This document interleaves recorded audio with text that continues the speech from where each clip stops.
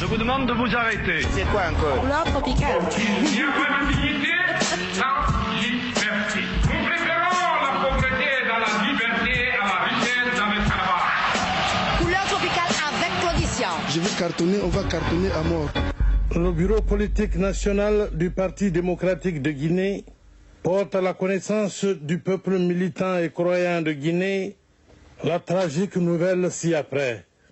Dieu le Tout-Puissant a rappelé à lui le grand révolutionnaire et sincère croyant que fut le président Ahmed Sékou Touré. Il était 20h23, temps universel, le lundi 26 mars 1984. Vous venez d'entendre l'annonce officielle de la disparition du président Ahmed Sékou Touré, survenue le 26 mars 1984.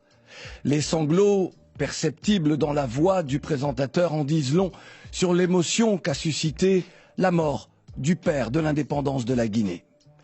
Le 21 mars 1984, Ahmed Sékou Touré s'exprime pour la dernière fois devant les syndicalistes de la CEDEAO. Ses convictions sont intactes. Il s'agit de faire l'Afrique nouvelle.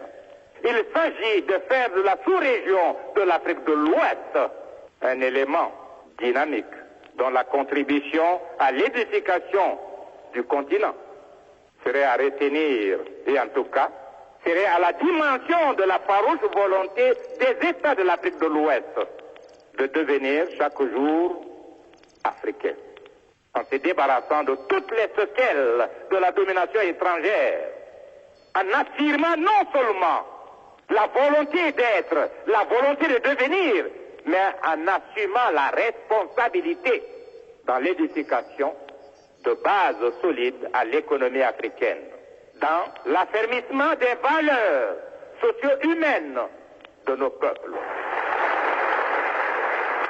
Oui, ses convictions sont intactes, mais la Guinée est minée de l'intérieur. L'autoritarisme de Sékou Touré a créé deux Guinées.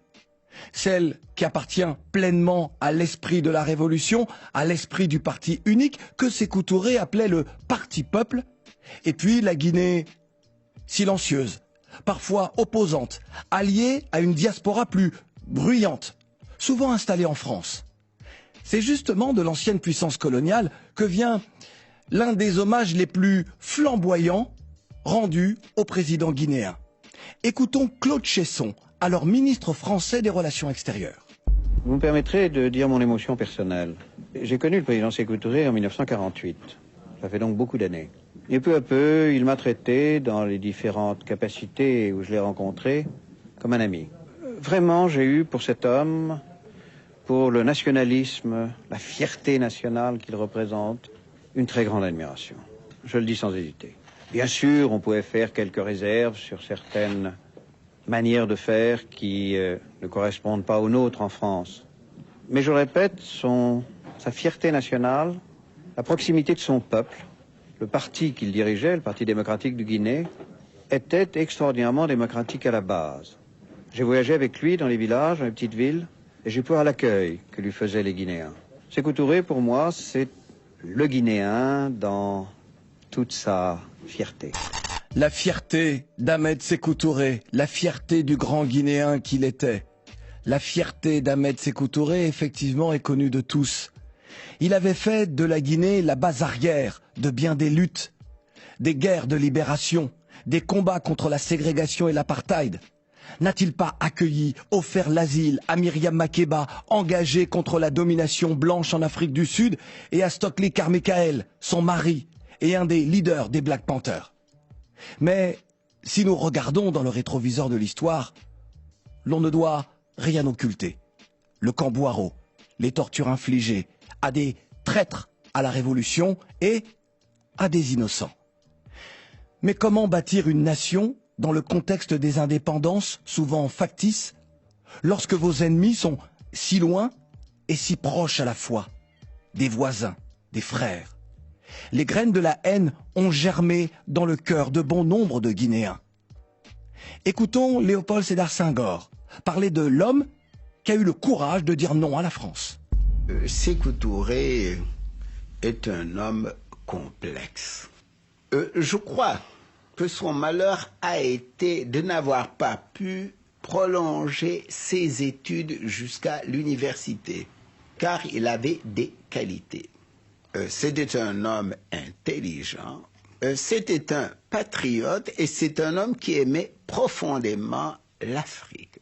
Il y a sa longue lutte contre le colonialisme et en faveur de l'indépendance.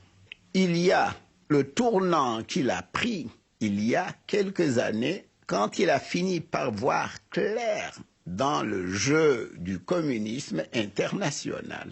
Mais on ne peut pas oublier la dictature sanglante qu'il a exercée sur la Guinée pendant quelques 2 décennies.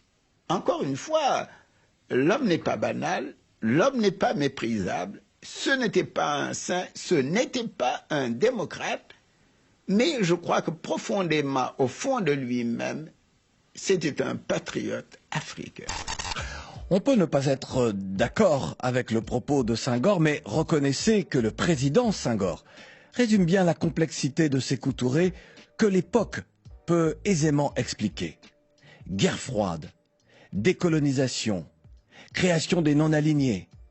D'Ahmed Sékou Touré, Senghor rappelle aussi, et c'est important, son amour de l'Afrique, à une époque où certains étaient prêts à toutes les manigances, à toutes les soumissions pour rester au pouvoir.